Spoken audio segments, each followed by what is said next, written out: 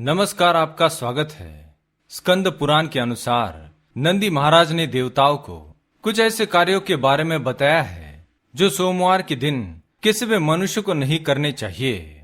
हम सभी जानते हैं रावण ने ऐसी तपस्या की थी जो सभी के लिए असंभव थी। महादेव जी को तपस्या अत्यंत प्रिय है। वे रावण की तपस्या से जब बहुत अधिक प्रसन्न हो गए तब उन्होंने रावण को ऐसे ऐसे वरदान दिए जो अन्य सभी के लिए अत्यंत दुर्लभ है। रावण ने भगवान शिव से ज्ञान विज्ञान संग्राम में अजयता तथा शिव जी की अपेक्षा दुगने सिर प्राप्त किए। महादेव जी की 5 मुख है, इसलिए उनसे द्विगुण मुख पाकर रावण दशमुख हुआ। उसने देवताओं, ऋषियों और पितरों को भी सर्वथा परास्त करके उन सब पर अपनी प्रभुता स्थापित की। भगवान महेश्वर के प्रसाद से वह सबसे अधिक प्रतापी हुआ। महादेव जी ने उसे त्रिकुट पर्वत का महाराजा बना दिया। इस प्रकार शिवलिंग की पूजा के प्रसाद से रावण ने तीनों लोकों को वश में कर लिया। देवताओं को बड़ी चिंता हुई। वे सभी मिलकर शिवलोक में गए और द्वार पर किंकरों की भांति खड़े हो गए। उस समय नंदी, जिनका मुख वानर के समान है, वे देवताओं से वार्तालाप करने लगे। देवताओं ने नंदी को प्रणाम करके पूछा, आपका मुख वानर के समान क्यों है? इस पर नंदी जी ने कहा, एक समय रावण यहाँ पर आया था और अपने पराक्रम की बातें बहुत बड़ा चढ़ाकर कहने लगा। उस समय मैंने उससे कहा, तुम भी शिवलिंग के पूजक हो और मैं भी, अतः हम दोनों समान हैं। फिर मेरे सामने यह व्यर्थ डींग क्यों मारते हो? मेरी बातें सुनकर रावण ने तुम्ही लोगों की भांति मेरे वानर मुख होने का कारण पूछा।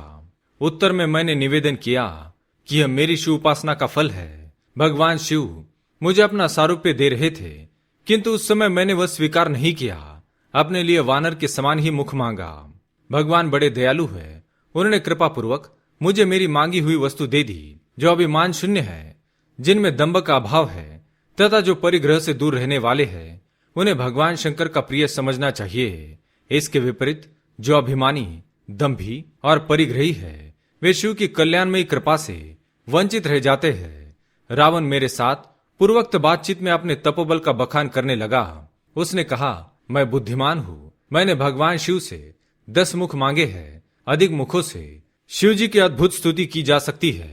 तुम्हारे इस वानर तुल्य मुख से शिव जी की क्या स्तुति होगी? तुम्हें किसी ने खोटी सलाह दी होगी। तुम्हें शंकर जी से यह वानर का मुख व्यर्थ मांगा है। देवताओं, रावण का यह उपहासपूर्ण वचन सुनकर मैंने उसे शाप देते हुए कहा, जब कोई महातपस्वी श्रेष्ठ मानव उन वानरों के साथ मुझे आगे करके तुम पर आक्रमण करेगा, उस समय वह तुम्हें अवश्य मार डालेगा। इस प्रकार सारे संसार को रुलाने वाले रावण को मैंने शाप दे डाला। देवादिदेव महादेव जी साक्षात विष्णु स्वरूप है, अतः आप लोग भगवान विष्णु से प्रार्थना करें। नंदी की यह बात सुनकर सभी देवता मन ही मन दुखी हुए और उन्होंने नंदी से क्षमा मांगी और उन्हें वरदान दिया कि जो भी मनुष्य सोमवार के दिन प्राणियों को कष्ट देगा अथवा प्राणियों का उपहास उड़ाएगा, वह जीवन में कभी विजय प्राप्त नहीं कर पाएगा।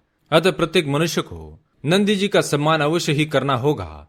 जो भी मनुष्य सोमवार के दिन नंदी को कष्ट देगा अथवा नंदी पर हाथ उठाएगा, वह अपनी सारी संपत्ति खो देगा। और जो मनुष्य सोमवार को नंदी की पूजा करेगा, नंदी को भोजन एवं प्रसाद चढ़ाएगा, वह सुख समृद्धि पाएगा और कभी असफल नहीं होगा। इस प्रकार से देवताओं ने नंदी जी को यह वरदान दिया था। स्कंद पुराण के अनुसार जो मनुष्य शिव मंदिर के आंगन में झाड़ू लगाते हैं, वे निश्चित ही भगवान शिवलोक में पहुंचकर संपूर्ण विश्व के लिए वंदनीय हो जाते हैं।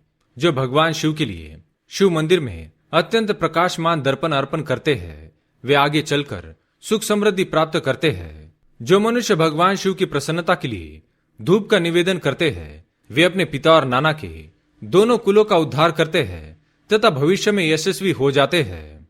जो लोग सोमवार के दिन भगवान शिव के सम्मुख दीप का दान करते हैं, वे आगे चलकर तेजस्वी और दोनों कुलों का उद्धार करने वाले होते हैं। जो मनुष्य भगवान शिव के आगे नैवेद्य निवेदन करते हैं, वे संपूर्ण यज्ञ का फल प्राप्त करेंगे। जो लोग भगवान शिव के टूटे हुए मंदिर को पुनः बनवा देते हैं, वे निसंदेह ही समस्त सुखों की प्राप्ति करते हैं। जो भी भक्त सोमवार के दिन अधिक आवाज करने वाला घंटा लेकर शिव मंदिर में बांधते हैं, वे इस समस्त संसार में सम्मान एवं कीर्ति पाते हैं।